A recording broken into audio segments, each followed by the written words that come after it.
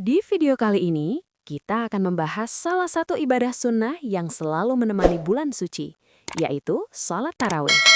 Ibadah ini menjadi ciri khas Ramadan dan memiliki sejarah panjang sejak zaman Muhammad. Lalu bagaimana awal mula pelaksanaan sholat tarawih dan bagaimana perkembangannya hingga kini? Kata tarawih berasal dari bahasa Arab yang berarti istirahat atau bersantai. Karena pada awalnya, sholat ini dilakukan dengan jeda di antara rokaat-rokaatnya. Lantas bagaimana sejarah awal pelaksanaannya?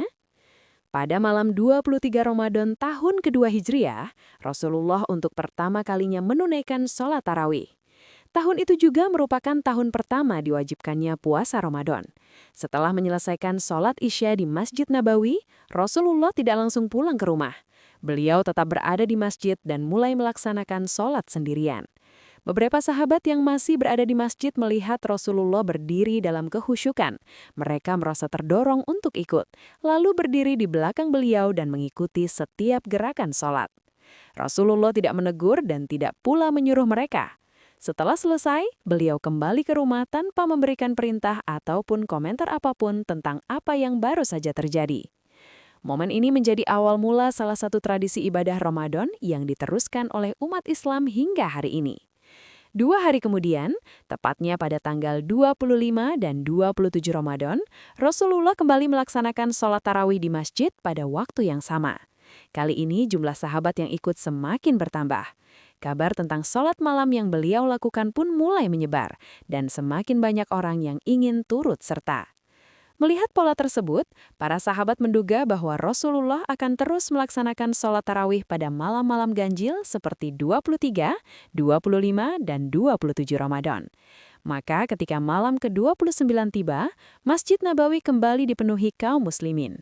Mereka datang dengan penuh harap dapat melaksanakan sholat tarawih berjamaah bersama Rasulullah. Namun malam itu, Rasulullah tidak keluar. Keesokan harinya beliau menjelaskan, "Aku sengaja tidak datang, karena khawatir sholat tarawih akan diwajibkan kepada kalian." Mendengar penjelasan tersebut, para sahabat pun memahami hikmah di balik keputusan beliau. Sejak saat itu, mereka menjalankan sholat tarawih secara munfarid atau dalam kelompok-kelompok kecil. Tradisi ini terus berlangsung hingga wafatnya Rasulullah. Ketika kepemimpinan beralih kepada Umar bin Khattab, beliau melihat kaum muslimin saling berpencar dalam melaksanakan sholat tarawih. Ada yang sholat sendirian, ada pula yang membentuk kelompok-kelompok kecil dengan imam masing-masing. Umar berpendapat bahwa akan lebih baik jika mereka dikumpulkan dalam satu jamaah dengan satu imam. Ia kemudian mengumpulkan kaum muslimin di masjid dan menunjuk Ubay ibn Ka'ab sebagai imam tetap untuk memimpin sholat tarawih.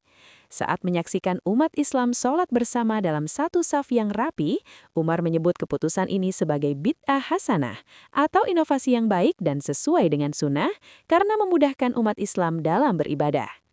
Pada masa kepemimpinan Ali bin Abi Thalib, tata cara sholat tarawih tetap dilaksanakan secara berjamaah sebagaimana yang telah diperkenalkan di era Umar. Namun terdapat perbedaan dalam hal jeda istirahat atau tarawih. Jika pada masa Umar jeda dilakukan setiap selesai 2 rakaat, sehingga dalam 20 rakaat terdapat 10 istirahat, maka pada masa Ali diriwayatkan jeda dilakukan setiap 4 rakaat, sehingga dalam 20 rakaat terdapat 5 istirahat. Seiring berjalannya waktu, pada masa Umar bin Abdul Aziz, jumlah rakaat sholat tarawih di Madinah mengalami penambahan. Jika sebelumnya 20 rakaat, maka ditambah menjadi 36 rakaat. Apabila ditambah dengan sholat witir 3 rakaat, totalnya menjadi 39 rakaat. Menurut beberapa riwayat, perubahan ini berkaitan dengan kebiasaan umat Islam di Mekah. Di Masjidil Haram, sholat tarawih dilaksanakan 20 rakaat dengan jeda istirahat setiap 4 rakaat. Pada waktu istirahat tersebut, jamaah melakukan tawaf mengelilingi Ka'bah. Melihat hal ini, Umar bin Abdul Aziz merasa bahwa kaum muslimin di Madinah tidak memiliki kesempatan yang sama untuk melakukan tawaf. Sebagai bentuk kompensasi, jumlah rakaat di Madinah ditambah agar mereka tetap memperoleh keutamaan ibadah yang sebanding. Inilah salah satu sebab mengapa jumlah rakaat salat tarawih di Madinah berkembang menjadi lebih banyak dibandingkan di Mekah. Perubahan ini mencerminkan semangat para pemimpin Islam dalam menjaga nilai ibadah dan memberikan keseimbangan bagi kaum muslimin di berbagai tempat. Pada zaman Rasulullah, jumlah rakaat sholat tarawih memang tidak ditetapkan secara baku. Dalam beberapa riwayat disebutkan bahwa beliau melaksanakan 8 rakaat dan diakhiri dengan 3 rakaat witir. Pada masa Umar bin Khattab, jumlah yang umum dikerjakan adalah 20 rakaat. Mazhab Maliki dan Syafi'i menetapkan 20 rakaat sebagai standar, sementara sebagian Muslim tetap melaksanakan 8 rakaat berdasarkan kebiasaan Rasulullah. Seiring berjalannya waktu, umat Islam di berbagai wilayah tetap menjalankan sholat tarawih dengan jumlah rakaat yang bervariasi sesuai tradisi dan pemahaman masing-masing. Ada yang melaksanakan 8, 20, bahkan 36 rakaat. Semuanya memiliki dasar dalam ajaran Islam. Sholat ini dapat dilakukan secara berjamaah di masjid ataupun sendiri di rumah, sebagaimana yang pernah dicontohkan Rasulullah. Yang terpenting bukanlah jumlah rakaatnya, melainkan bagaimana kita menjaga keikhlasan dan semangat dalam beribadah. Ramadan adalah kesempatan untuk lebih mendekatkan diri kepada Allah. Sholat tarawih adalah salah satu bentuk ibadah yang dapat menghidupkan malam-malam penuh berkah ini. Ramadan bukan hanya tentang menahan lapar dan dahaga, tetapi juga tentang memperbanyak amal dan mendekatkan diri kepada Allah, memohon ampunannya, serta meraih keberkahan yang melimpah.